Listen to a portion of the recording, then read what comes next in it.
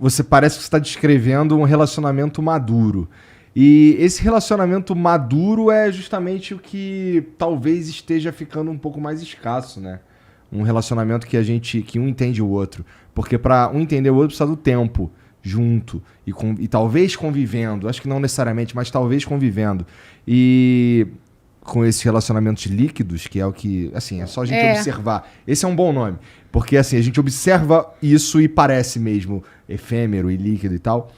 Não dá muito tempo de você amadurecer essa relação a ponto de você se sentir à vontade, por exemplo, de falar o que você gosta. Pode ser, né? E, né, tem gente que vai querer ter só relacionamentos efêmeros e também tá tudo certo. Sim. Pode ser uma fase da vida, pode ser a vida inteira. Então, talvez, né, o que é bacana, quem tá ouvindo a gente, né, quem tá assistindo a gente, pensar assim, que não tem regra. Você precisa ver dentro de você. O que você quer para este seu momento de vida? Né? O que você gosta? E aí fazer uma investigação profunda ali, mas sem essas regras todas. Tem que ser assim, tem que ser assado. Não, o que você gosta pra você, né? E o casal precisa de um tempo para se conhecer e a gente, ser humano, a gente precisa se conhecer e a gente não se conhece, né? A gente passa a vida inteira, cada dia é inédito. Cada dia a gente descobre uma coisa nova, a gente se percebe de uma forma diferente, então precisa ter um olhar pra dentro de si, né? Fisiologicamente, falam que o sexo é algo fisiológico, né? Tem um tempo fisiológico que você pode ficar sem sexo, sem fazer mal? Ou, teoricamente, você pode ficar o resto da vida sem fazer sexo? Pode não fazer sexo nunca na vida e nada não vai tem fazer problema. mal. Porque a questão que a gente fala fisiológica, às vezes, é um convencimento aí que veio, né, do mundo masculino. Pô, tem que transar só ficar doente, cara. Porra. Né? Então, assim, fisiológico, uma necessidade fisiológica é o quê? A gente precisa comer, senão a gente morre, a gente precisa beber, senão a gente morre, a gente precisa ir ao banheiro, né? A gente precisa dormir, a gente precisa... Isso são funções fisiológicas. Agora, se a gente não transar, ninguém vai morrer porque não Não é? Mas não dá umas neuroses, uns negocinhos. Pode, né? Quem gosta de transar pode ficar mal, pode ficar isso, pode ficar aquilo, mas assim, que é uma necessidade fisiológica, não dá pra dizer. Ninguém morre, né? Então. Ninguém morre, né? Se a gente ficar sem beber água, a gente morre. Se a gente ficar sem líquido, né? Se a gente ficar sem comer prolongadamente, a gente morre. Se a gente ficar todo travado com as funções ali, né? Xixi, cocô, essas coisas, a gente morre, né? Então, isso são... Se a gente não dormir, né? A gente morre, né? Assim, isso falando num período prolongado. Sim. Mas se a gente ficar sem sexo a vida inteira, alguém já morreu porque nunca fez sexo? Né? Vamos, né? Aí, né? O cara morreu de congestão de sêmen. Não, né? Queijo ali dentro. Ótimo, Igor! E, porra, isso aí, assim, cara, são pontos bem interessantes. Esse lance da masturbação, ela virou uma questão, assim, que, pô, tem os coaches que falam essas paradas, né, cara? E é muito interessante você falar isso. Tudo isso que você tá falando, porque eu acho que... NoFap, né? Que pregam o NoFap, você não se masturbar. Mas eu acho que o que você falou que mais, porra, chama atenção e que devia receber um pouquinho mais de luz é o lance de que cada coisa é uma coisa. Treino é treino, jogo é jogo, cara. Sim.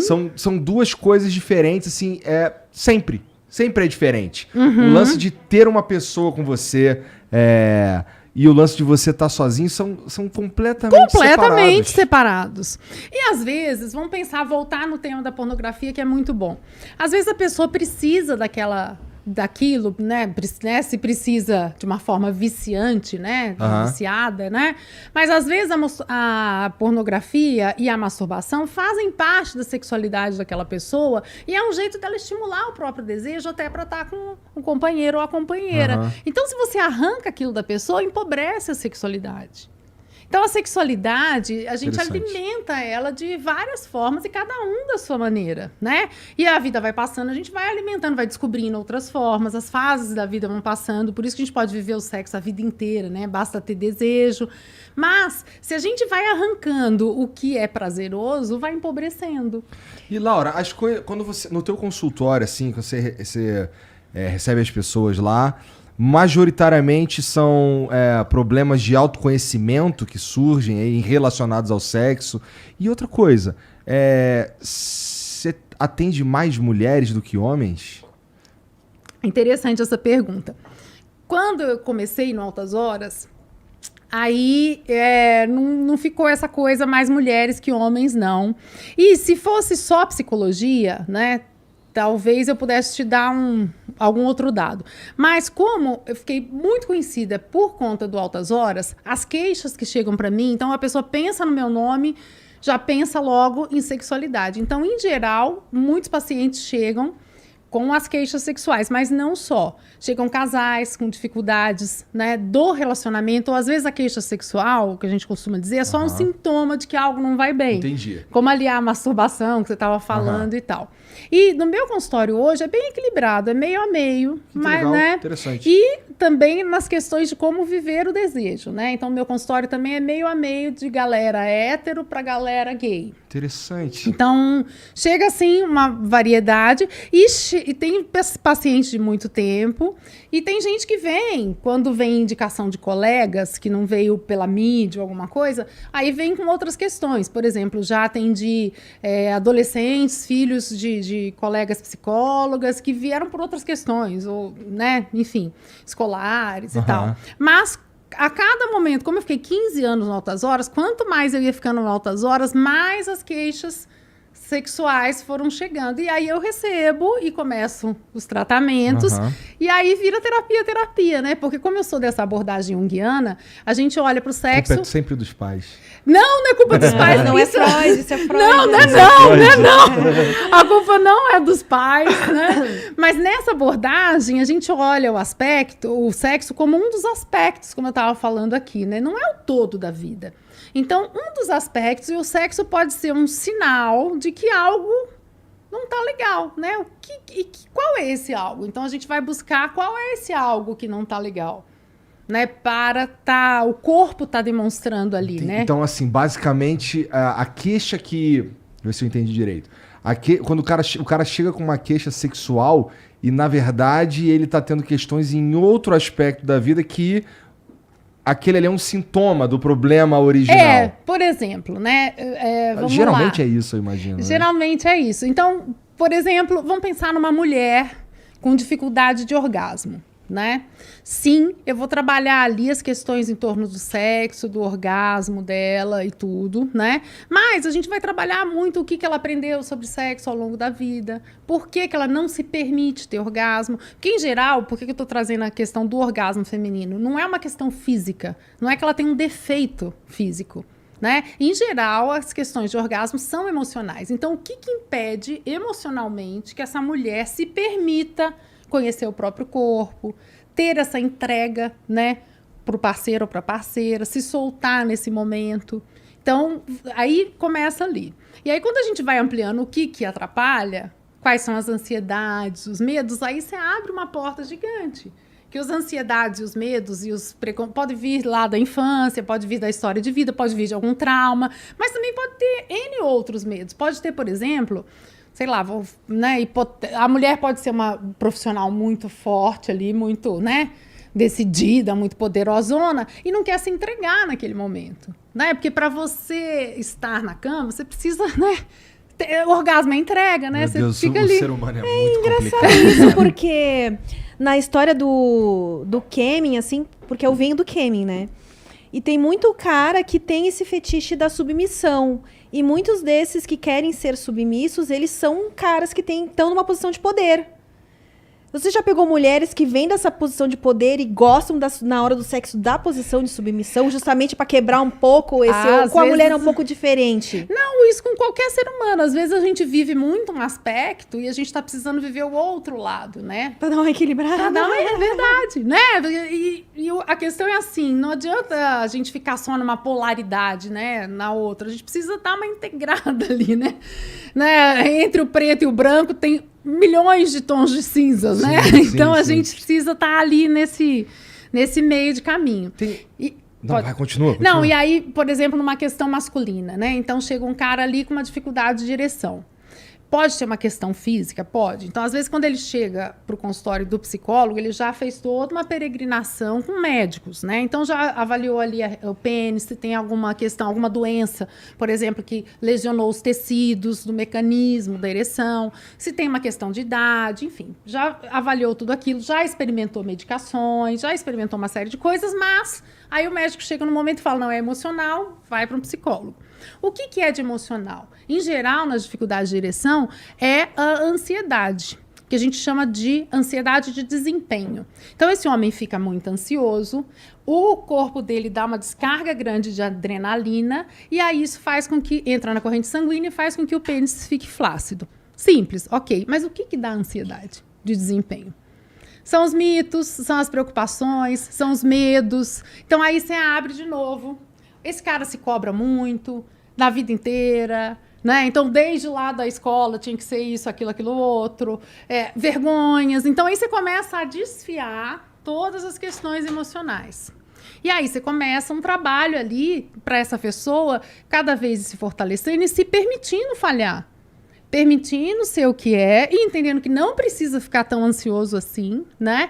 E aí a gente tem um parceiro que cobra muito. Ou às vezes tem uma mulher que quando o cara perde a ereção fala, você tá me traindo. E aí esse cara vai ficando mal. Ou tem uma mulher que chega na hora do sexo e pá, bate o pau na mesa. Mas o pau é dele, né? E o que ela tá batendo ali? Né? Precisa ser mais acolhedorinha, né? A gente não tem que ficar, né? Então, assim, tem muita coisa em jogo. Ou ele tem um parceiro que também exige dele umas coisas e que ele não é.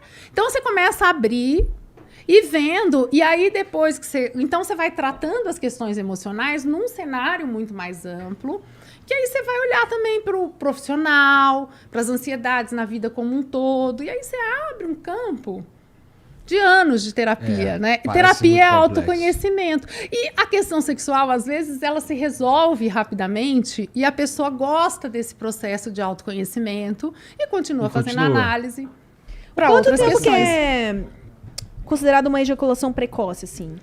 Ejaculação precoce... Agora vamos para a parte das perguntas. Vamos! Ejaculação precoce já teve vários conceitos ao longo aí da história, né? Mas hoje, o conceito mais atual é que, assim, a ejaculação precoce, ela acontece muito antes do que, num tempo muito breve, a gente não define mais 1 minuto, 2 minutos, qual o tempo que é, mas é um tempo muito breve e antes que esse homem sinta prazer. Ele, quando viu, já foi. E ele não sente o prazer, que é o orgasmo. Quando ele vê, já foi. Porque ejaculação é a emissão do sêmen. O orgasmo são as sensações prazerosas. Uhum. Então, quando é uma ejaculação precoce, ele nem sentiu prazer. O sêmen lançou, porque o fundo é a ansiedade. E ele nem gozou. Tipo, por isso que ele toma um susto, né? Ele nem aproveitou ali a história, né? E às vezes a mulher fica, ou o homem que está ali com ele, fica, né, atormentando e a pessoa vai ficando mais ansiosa. Tem tratamento para ejaculações aí, seja precoce ou retardada, aquela que o cara, né, tenta, que também é um problema, né? Não goza nunca também. Pois é, e tudo isso tem a ver aí com ansiedade, e aí o tratamento, em geral, nesses casos, é mais multidisciplinar, então pode entrar com um médico para dar algum remédio para ansiedade, mas também vai ter um caminho de autoconhecimento com o psicólogo ali, de autoconhecimento profundo da essência lá, e do que causa tanto. Se cobra demais, porque, claro, né, todos nós nos cobramos, né? Mas às vezes isso está num nível muito exacerbado e que pode ter a ver com a história sexual. Ô, Emi, mas, pô, mais de 5 minutos aí é podcast, pô. Reza a lenda, né? Mas 5 minutos eu acho que é complicado. Então vamos caprichar bastante nessas preliminares aí, né? Vamos caprichar, se vai durar... E, porra, assim, isso é um assunto... Se bem que preliminar também é sexo, né? Preliminar também é sexo. E uma dica agora, né, já que já tá no momento dicas, né, sugestões...